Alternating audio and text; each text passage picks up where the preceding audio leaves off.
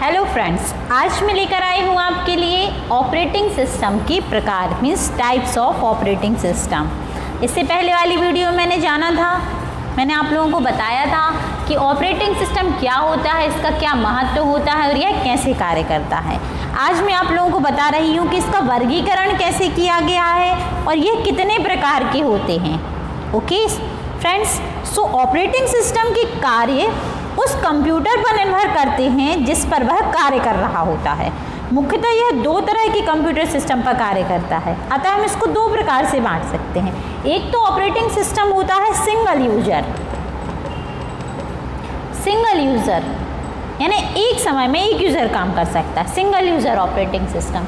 और एक होता है मल्टी यूज़र ऑपरेटिंग सिस्टम, यानी बहुत सारे ऑपरेटिंग सिस्टम ऐसे होते हैं जो सिंगल यूज़र ऑपरेटिंग सिस्टम होते हैं और बहुत सारे ऑपरेटिंग सिस्टम ऐसे ऑपरेटिंग सिस्टम होते हैं जो मल्टी यूज़र ऑपरेटिंग सिस्टम होते हैं। अब हम जान लेते हैं कि सिंगल यूज़र ऑपरेटिंग सिस्टम क्या कहलाता है। तो सिंगल यूज़र ऑपरेटिंग सिस्टम जो है यह ऐसी मशीन होती है जो एक समय में एक ही यूज़र यानी एक समय में एक ही यूज़र को काम करने की अनुमति देती है। यह रियल टाइम प्रोसेसिंग जैसे जहाँ यूज़र प्रोग्राम के चलने के समय भी उसमें परिवर्तन कर सकता है। और बैच प्रोसेसिंग हुआ, रियल टाइम प्रोसेस, इसके बारे में इन जो ऑपरेटिंग सिस्टम है सिंगल यूज़र ऑपरेटिंग सिस्टम है मैं आपको इसको डिटेल में बताऊंगी कि रियल टाइम ऑपरेटिंग सिस्टम क्या होता है, बैच प्रोसेसिंग क्या होती है। तो जहाँ रियल टाइम और बैच प्रोसेसिंग होती है, जहाँ प्रोग्राम की एक श्रृंखला को क्रम से चलाया जाता है कि इसके बाद ये वाला जॉब होगा, उसके बाद ये वाला कार्य संपन्न होगा, इन दोनों की ये सिंगल यूज़र ऑपरेटिंग सिस्टम अनुमति देता है। ये कहलाता है सिंगल यूज़र ऑपरेटिंग सिस्टम। अब कई प्रकार के सिंगल यूज़र ऑपरेटिंग सिस्टम के बारे में आप लोगों ने देखा होगा, जैसे बहुत प्रचलित सिंगल यूज़र ऑपरेटिंग सिस्टम है डॉस, डिस्क ऑपरेटिंग सिस्टम। बहुत पहले हमारा आता था 95, विंडोज़ 95 और 98। कई प्रकार पूछ लिया जाता है कंपटीशन एग्ज़ाम में कि सिंगल यूज़र ऑपरेटिंग सिस्टम के ऑप्शन दिए रहते हैं और बताया जाता है कि इसमें से छांटिए कि सिंगल यूज़र कौन सा है और मल्टी यूज़र कौन सा है। तो विंडोज़ 95 और 98 जो थे वो भी सिंगल यूज़र ऑपरेटिंग सिस्टम थे। फिर विंडोज़ NT आया, वो भी सिंगल यूज़र ऑपरेटिंग सिस्टम था। तो वे बहुत सारे ऐसे सिंगल यूज़र ऑपरेटिंग सिस्टम हैं। नेक्स्ट हम देख लेते हैं मल्टी यूज़र ऑपरेटिंग सिस्टम क्या होता है। तो मल्टी यूज़र ऑपरेटिंग सिस्टम जो होता है इसके माध्यम से एक ही सिस्टम पर एक से अधिक यूज़र कार्य कर सकते हैं, एक ही सिस्टम पर एक से अधिक यूज़र कार्य कर पाएँ, तो वो क्या कहलाता है, मल्टी यूज़र ऑपरेटिंग सिस्टम कहलाता है।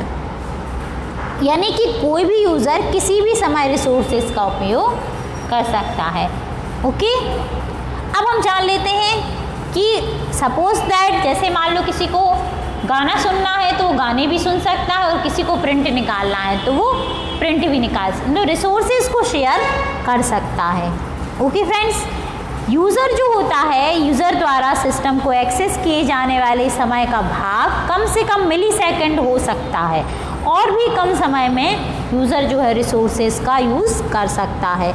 यह समय जो होता है कई कंप्यूटर ऑपरेटिंग सिस्टम के लिए बहुत अधिक होता है, क्योंकि प्रत्येक यूज़र अपने एक्सेस के दौरान समय के एक भाग मतलब एक जो टाइम स्लाइस होता है उसकी बारी बारी से उपयोग करता है। इसलिए सभी यूज़र को ये लगता है कि उन्हें ही कंप्यूटर को पूरे समय उपयोग किया जा रहा है, तो यह कहलाता है multi user operating system.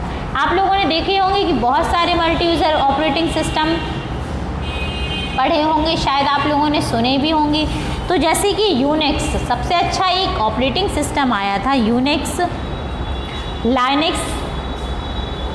Linux भी जो हमारा है जिसको हम लिनक्स भी बोल सकते हैं, यह भी मल्टी यूज़र ऑपरेटिंग सिस्टम है।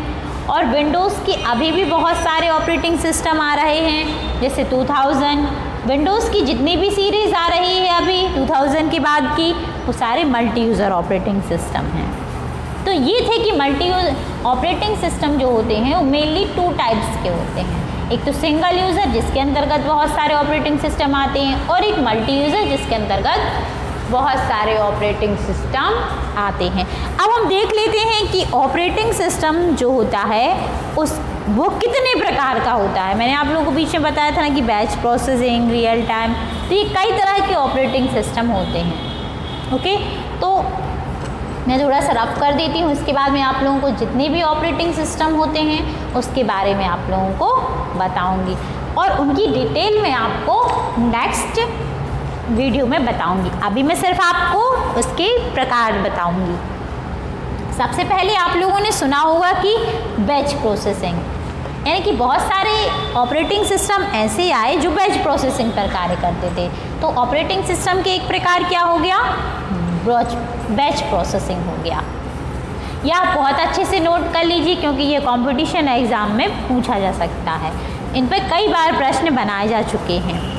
ये बैच प्रोसेसिंग है। फिर आया मल्टी प्रोग्रामिंग। एक होता है मल्टी प्रोग्रामिंग। मल्टी प्रोग्रामिंग ऐसे भी बहुत सारे ऑपरेटिंग सिस्टम होते हैं जो मल्टी प्रोग्रामिंग पर बेस होते हैं। तो मल्टी प्रोग्रामिंग भी एक प्रकार हुआ। नेक्स्ट हम देख लेते हैं, जैसे बैच प्रोसेसिंग, मल्टी प्रोग्रामिंग, उसी प्रकार मल्टी प्रोसेसिंग भी होता है। Multi processing. नेक्स्ट प्रकार होगा ऑपरेटिंग सिस्टम का multitasking. Multitasking operating system. Next मैंने आप लोगों को अभी इसके पहले बताया था time sharing. Time sharing, time sharing operating system. बहुत सारे ऑपरेटिंग सिस्टम होते हैं और उनके अंतर्गत बहुत सारे ऑपरेटिंग सिस्टम आते हैं। फिर नेटवर्क ऑपरेटिंग सिस्टम।